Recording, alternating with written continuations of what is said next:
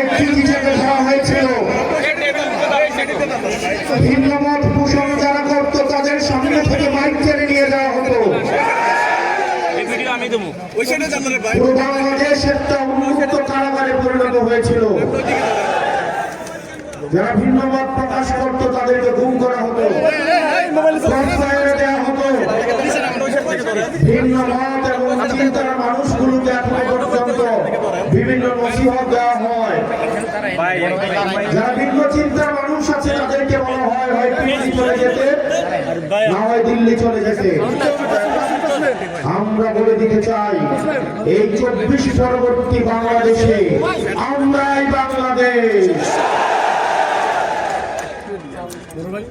আমরা একটা দরিদ্র বান্ধব বাংলাদেশ গড়ে তুলব, যে বাংলাদেশে ভিন্ন চিন্তা এবং মতের মানুষদেরকে বলা হবে না তোমরা পিন্ডি চলে যাও, তোমরা দিল্লি চলে যাও।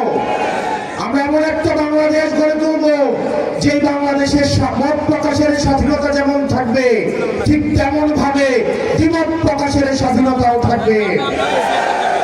আমরা এমন একটা বাংলাদেশ গড়ে তুলব যেই বাংলাদেশে কারো আপনি সংখ্যায় কম হন কিংবা বেশি হন, আপনি হিন্দু হন কিংবা মুসলমান হন, পাহাড়ের মানুষ হন কিংবা সমতলের মানুষ হন, খ্রিস্টান হন কিংবা সাঁওতাল হন, আপনার নিজস্ব কোনো পরিচয়ে আপনার পরিচয়ের আড়ালে কোনো সুবিধা নিতে হবে না, বরং বাংলাদেশের নাগরিক হিসেবে আপনি সমান মানবিক মর্যাদা নিয়ে শান্তিতে বাংলাদেশে বাস করতে পারবেন। প্রিয় চট্টগ্রামবাসী, আমাদের ঐক্যবদ্ধ বাংলাদেশ দলীয় যে জোট রয়েছে সেই জোটের অধীনে আমরা এমন একটা বাংলাদেশ গড়ে তুলব যেই বাংলাদেশে কে বাংলাদেশি না বাঙালি এই ধরনের কূটতর্কের মধ্য দিয়ে বিভাজনের রাজনীতি আর জিয়ে রাখা হবে না, বরং একতার রাজনীতির মধ্য দিয়ে আমরা ফরওয়ার্ড লুকিং বাংলাদেশ গড়ে তুলব। এখানে আপনারা যারা আছেন, তাহের ভাই চলে আসছেন, উনি বক্তব্য দিবেন, কিন্তু তরুণ প্রজন্ম আপনারা যারা আছেন আমরা আপনাদেরকে সতর্ক করতে চাই, আমরা একটা প্রজন্মগত লড়াইয়ে রয়েছি।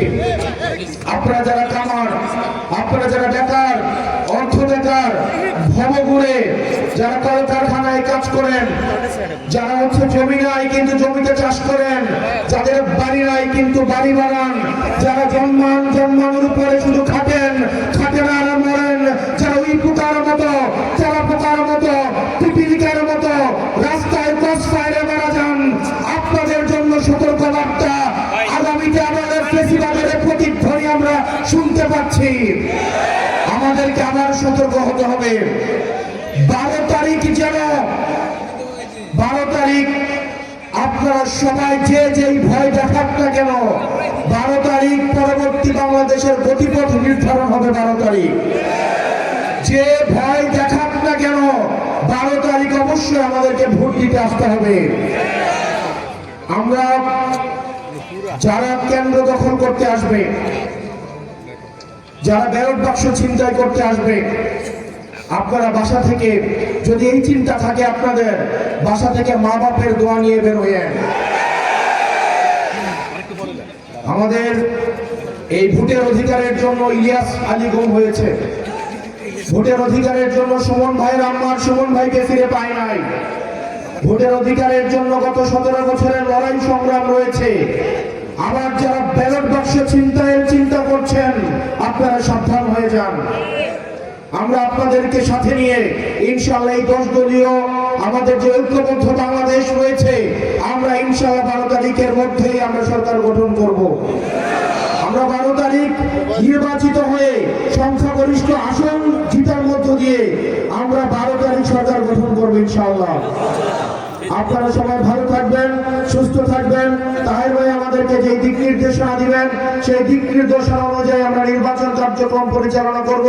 সবাই একসাথে ইনকিলাব ইনকিলাব ইনকিলাব ইনকিলাব, আপোষ না সংগ্রাম, আপোষ না সংগ্রাম। এই চট্টগ্রামে কোনো মার্কা আছে? সংসদে কোনো মার্কা আছে? সারা দেশে কোনো মার্কা আছে? ওই সেই মার্কা। আরব জুড়ে কি হলো না? আরব জুড়ে